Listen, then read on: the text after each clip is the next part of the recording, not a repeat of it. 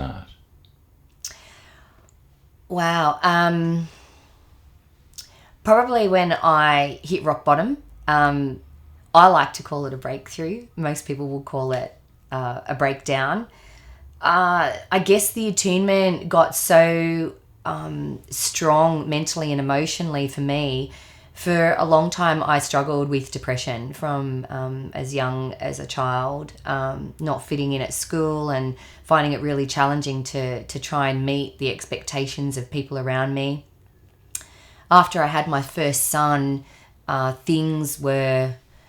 when things kind of really hit. I was diagnosed with Graves' disease, so living with the aftermath of Graves' disease and the side effects through that was probably one of the biggest journeys that I'd been on.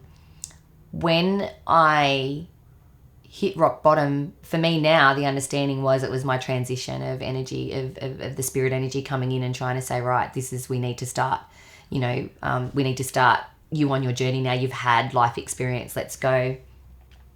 So hitting rock bottom was a major, major factor in that. So when I was introduced to a lady in the mountains, I went there, and she, after numerous consultations with psychologists and psychiatrists and counsellors, and this went on for years, this was at a point where I actually couldn't function. I was taken out of my family life and was placed in with my sister because I couldn't function. So seeing her for the weekend and going up to the mountains and spending that weekend with this beautiful, beautiful woman, she gave me the understanding of what it was that I was actually experiencing. And when I left there, I felt very, very comfortable in my skin. So I knew that I had this ability. And my biggest challenge was, how do I tell my family? That was probably the biggest thing. How do you tell your family that you speak to dead people, that you talk to people that have passed, that you see visions and have feelings and can see things that are coming? That was really challenging, especially for my husband, who knew me as a hairdresser and had no idea what mediumship or psychic stuff was about. So it was very, very challenging for him. But then my dad got sick not long after I started to recover. And living with Graves' disease was something that, or living with the aftermath of Graves' disease, I should say, because I was operated on, and then that kind of cancelled out the fact that I'd had Graves' disease.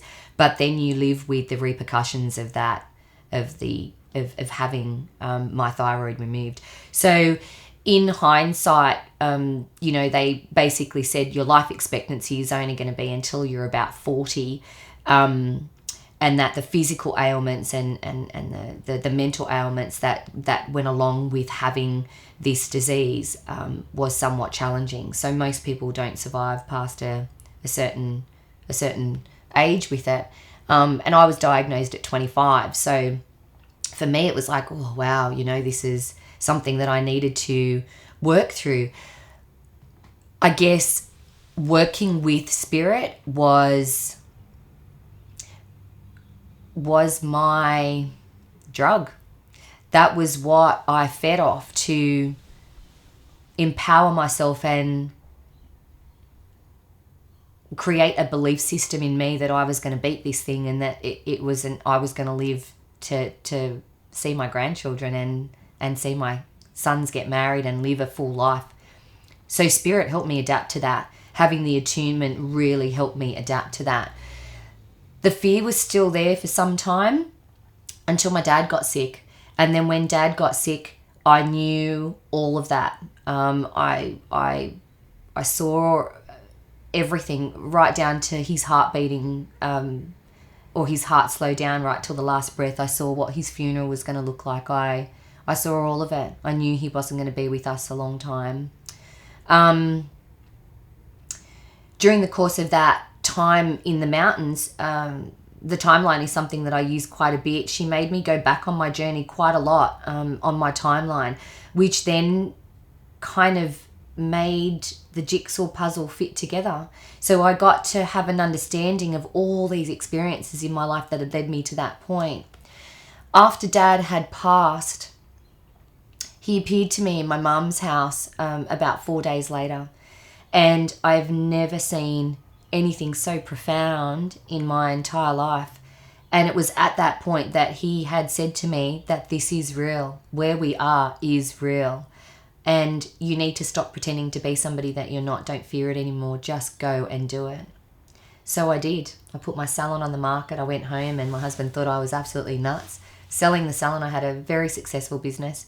I sold, and the day that I signed the contract of sale was the day I got a job working in a place where they had readers. And I've never looked back. It's been the most amazing experience.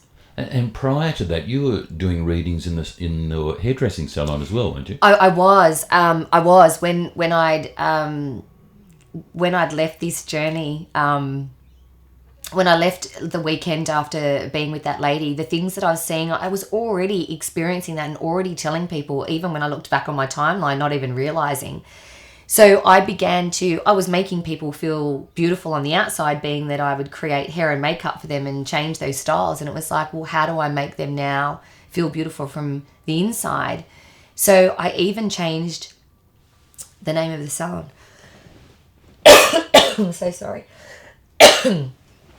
I even changed the name of the salon to have that experience with this. So I started reading for free. Just, people would want to talk to me and I would take them out in the back room, and I used to make candles at the time. So, they would exchange and buy an essential oil candle, which would help with the aromatherapy, I guess, for them, what they were going through emotionally. So it started off like that, except I got so busy in the back room that it was taking me off my floor making money for the business. So then it became a donation, and that's how it was. So people would then just donate. And then I guess that was the experience that I'd had with the Graves' disease, and then my dad, that then led me to wanting to just close the salon down and move forward into this as being, I guess, a professional medium. It was the right decision? Absolutely. Was there fear making that decision? Yes, there was. Fear of coming out and telling people, friends, family, thinking I was crazy, especially my husband. He was like, if you do this, people are going to think I'm married to a psycho. Mm-hmm. And I went, well, yeah, basically it has psycho in it. It's just don't take the O out and put the IC in there, and that's basically what it is. It was very challenging. There is a lot of non-belief and a lot of skepticism around what we do.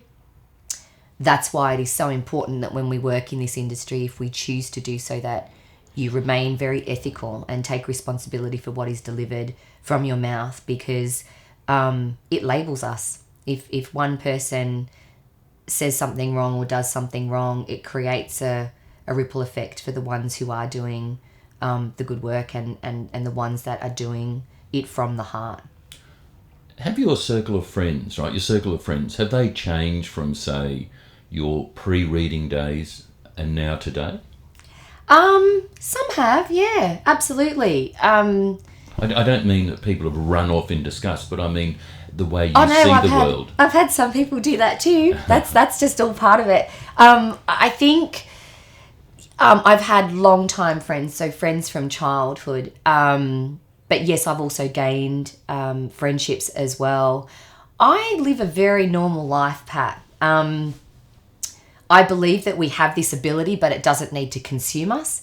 I'm not a person who meditates daily or has a lot of crystals in my home, or, I have to remember that, I live with 3 other people and a family outside of that, and friends who don't want to hear this 24/7, and they don't need to. So there's got to be balance there. Whilst I have implemented a lot of this change into my life, I also need to be very mindful that, my boys are boys. They like doing boys things. They like camping. They like having fun. They like having, we like having a dance and good food, and, occasionally having a drink. Not that I'm much of a drinker, but I need to live the human experience as well. I can't be I can't live in an attunement of fairyland when I'm living I'm living the human experience. It's got to be very real as well. Thanks, Janine.